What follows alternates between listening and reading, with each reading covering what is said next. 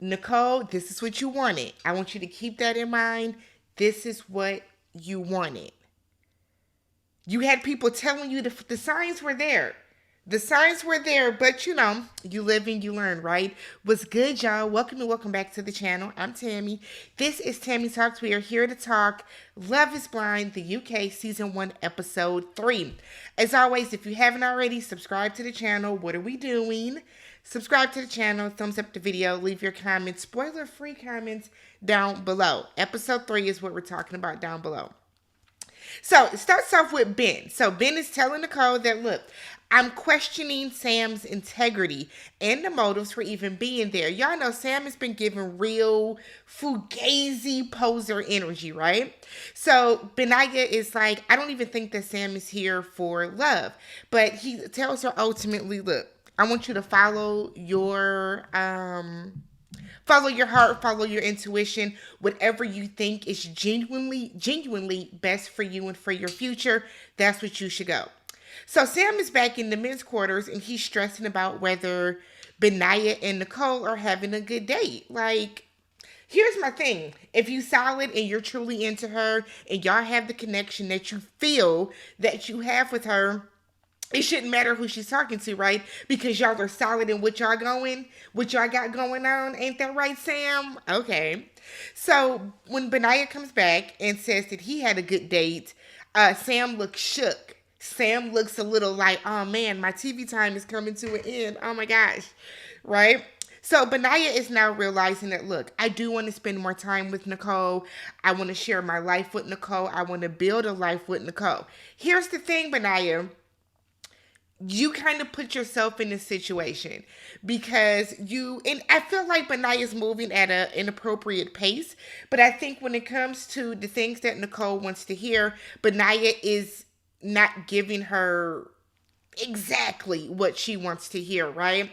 He's not just being a lot of like lip service to her. He's telling her honestly and truly how he feels about these things without like trying to lead her on, and it might have been too little too late. We then get Maria and Tom. So she tells him, look, I don't mind traditional roles and traditional values. Like, I'm all for being a wife. I'm ready to step into my soft girl era, basically. And Tom is like, oh, I don't want a housewife. Maria's like, I didn't tell you that I wanted to be one. I would still work. But when we start to have children, I do want to be home with them like the first and second year of their life. I don't want to miss those little moments. And Tom is like, okay, I get that because, me either. And I'm like, Tom's energy to me, he could just be a very like soft-spoken, quiet person, but like this whole mysterious vibe, I don't like it. And I think Tom is a good guy, but I feel like Tom is being purposely obtuse and aloof in these conversations as to not. He doesn't want to lead either one of the ladies on, Maria or Tosh, but it's something about the way he's doing it to me that's giving a little sneaky. So she asks him if he still has any other connections, and he's like, yeah, he really didn't want to answer. He didn't want to answer at all. So she's like, well, I think you're my number one. And he tells her, well, I don't have a number one yet. So I ain't got no number one. And there's no worse feeling than you telling somebody you're my number one and them being like, okay, cool, you ain't mine though. That's the energy that he gave. We pan over to Bobby and his ears and Jasmine, and they meet up for the first time, and it's cute, and you can tell that they're into each other. You see that sexual connection that's going on. They have chemistry. He runs up to her. She runs up to him. They look good together. They look good together. Bobby got a little thin spot at the top of his head. That's okay. That's okay. There's nothing to be ashamed about when it comes to male pattern baldness, okay? There's nothing to be ashamed about with that. But that is a little thin. Okay, a little thin up top. But no, I like Bobby and Jasmine together. I think they look good together. Their chemistry is there. I think that they had a good mix of like fun banter and then getting into like the real nitty gritty of what they need to know about each other to even get to this point. So he gets on one knee and he gives her another beautiful proposal. She accepts and boom, bang, pow. Now they are right at the top with me with Steven and Sabrina.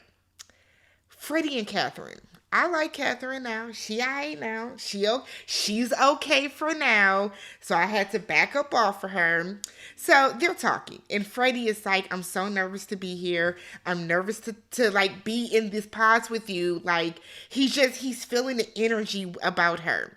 So he's like, I even got goosebumps. I said, I know that's right, Fred. Okay. So Catherine said that she feels the same way. Very blandly, but I think that Catherine does honestly like Freddie. So he then asks her, so do you think love is blind? She replies, what are you trying to say? Girl, don't bait him. You know he's trying to say he loves you. So he does say the words, and she tells him she loves him too, and there's tears and everything. And I said, oh, look at y'all. We might have some good couples this series. We might, but I'm not going to hold my breath because y'all know Love is Blind is going to Love is Blind. So let me be a little more conservative with my excitement. We go over to Ali and Demi. So Demi feels that they have not connected on an emotional level, and Ali is like, what's good? Like, what do you mean? What are you kind of holding back? What do you think we haven't connected on? She goes on to tell him that it's hard for her to naturally conceive because she has endometriosis. And because of that, she feels like she's not good enough. This has been an issue in past relationships. So she, is kind of acting out of fear, basically. She's letting fear overtake her and she's overthinking things and she's really just in her head. So he tells her, like, it's weird to even hear you say that you don't think you're enough because I feel like you're doing above and beyond. Like, you are enough. You are somebody. You is smart. You is important. You is pretty. Okay, he spoke truth and life into her.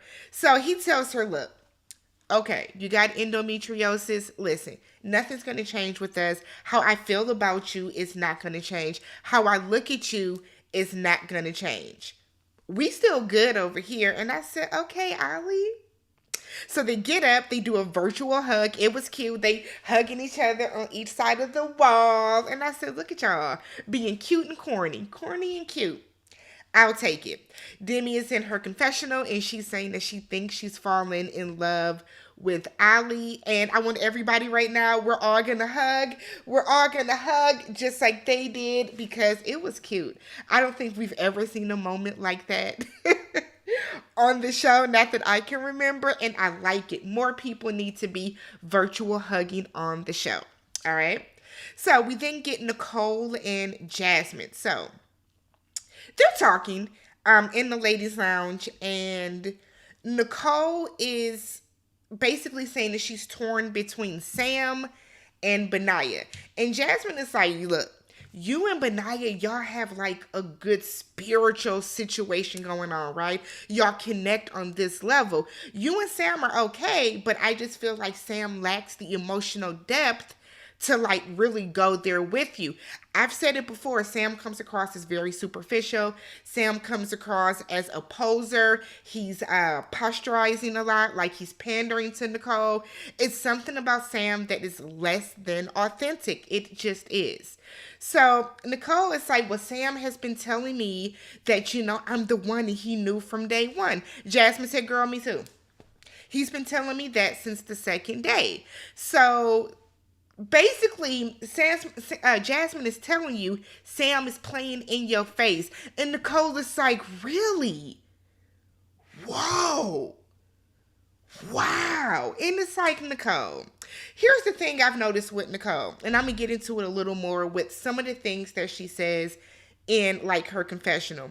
But Nicole strikes me as a person that just wants to hear the good. She doesn't want to have to work at a relationship. She doesn't want to have to put in the necessary time and commitment. She wants to be swept off her feet, which who doesn't, right? We all want to be swept off our feet. But at the end of the day, that's just not life. Not every person is swept off their feet by Prince Charming, by their knight in shining armor. And I feel like Nicole is looking for that fairy tale. So Sam is giving her that fairy tale. He's selling a story. He's a salesman. He's a used car salesman. He is selling himself as this bright, shiny character that, oh my God, our life is going to be great and brilliant and stars and spirit fingers and all of that type of stuff. When at the end of the day, he's a hoopty wrapped, and I'm going to say in a Hyundai. He's a hoopty wrapped in a Hyundai package. You know what I mean? I don't get it. But Nicole, okay, sis. We then get a collective of Tom and Tasha and then Tom and Maria. So Tom is basically questioning if what he's feeling with Tosh is sexual. Is it just lust? Or like he doesn't quite understand his feelings for her. He doesn't quite understand his connection with her. But he talks to Maria and he's like, I was dreaming of you. I said, oh. I was with her. Calm down. Was it a wet dream? Like, what are we doing? And he tells her that I was dreaming that your body was on me and your waist and your hips. I said, oh, you had a wet dream about her, sir. You had a wet dream about a woman that you don't even know how she looks. For me, I feel like if you're envisioning how I look, whose face are you seeing? Because what celebrity or what person in your life, what person you've seen on TV or in a magazine or at the grocery store, are you envisioning when you see me? That would honestly make me feel a bit of an ick, to be real. But he thinks that physically they will be really compatible. That came out the wrong way, Tom. That would have turned me off a little bit. But maybe in his mind, he meant it a different way, and maybe Maria took it a different way because she didn't like stutter or stumble. She was cool with it. Back over with Freddie and Catherine. Freddie, who is just so precious to me, right? So Freddie comes in and he has like a note. A little letter. You know, everybody got to write a letter. Everybody's writing shit down. So he reads what he writes before he drops to one knee. He proposes. She accepts. Something about Catherine I can't get a read on. Maybe she's just a very monotone, even-keeled, bland person. But she never seems like overly excited about him. I don't get it. Like when she does talk about him, when they do interact, yes, it seems genuine. It doesn't seem forced or anything like that. But it's odd to me. I can't quite explain it. So we get this very dramatic scene of Benaya and Sam both walking into their pods. Nicole on the other side doesn't know where she should go. So they both walk in. Nicole. And it's like, okay, y'all. Go on and send somebody into the room, right? So she is saying that while she has this connection with Benaya, she questions if he is ready. That's a question for her. She's not sure if he's like ready to take that next step, if he's ready to take that leap. But when it comes to Sam, while there are some questions, she feels that Sam is going to give her the giddy feeling that she wants out of a relationship. And she even mentions that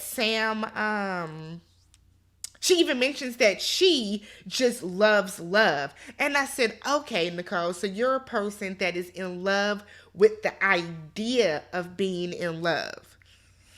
Okay, so she goes into Sam's room and she asks Sam through tears, all but a weep. Okay, all but a weep.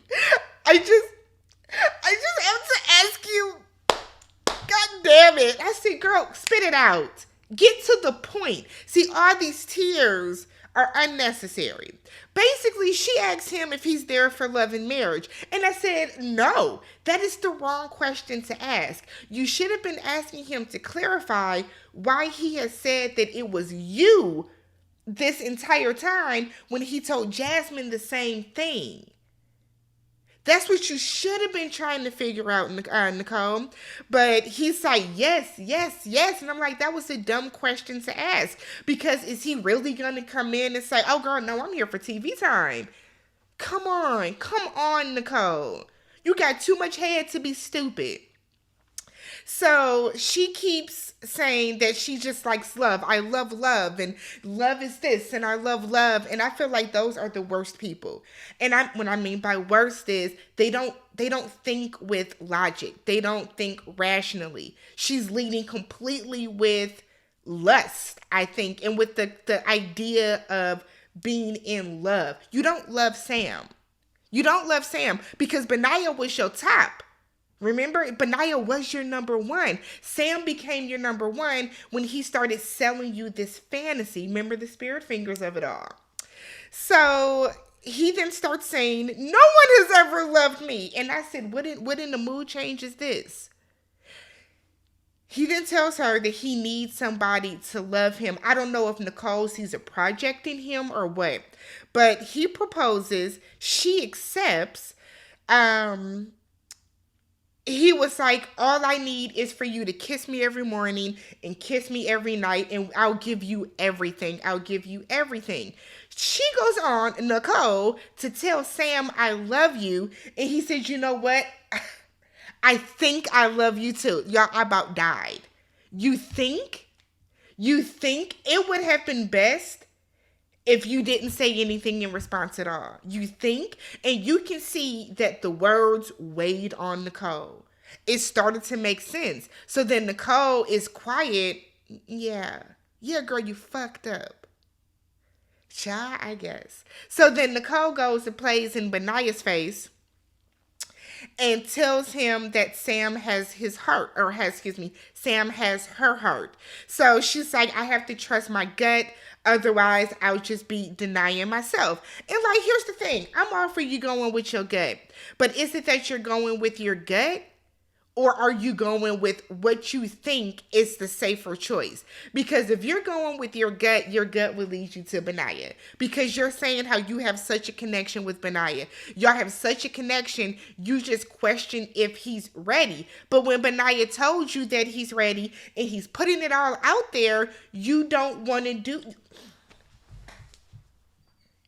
Aight, girl. Okay. Benaya wishes her well, tells her that, like, he hope everything works out for her. He's taking it in stride. He's not being messy. He's crying. He's sniffling. I said, damn, Benaya. I would date Benaya. I would.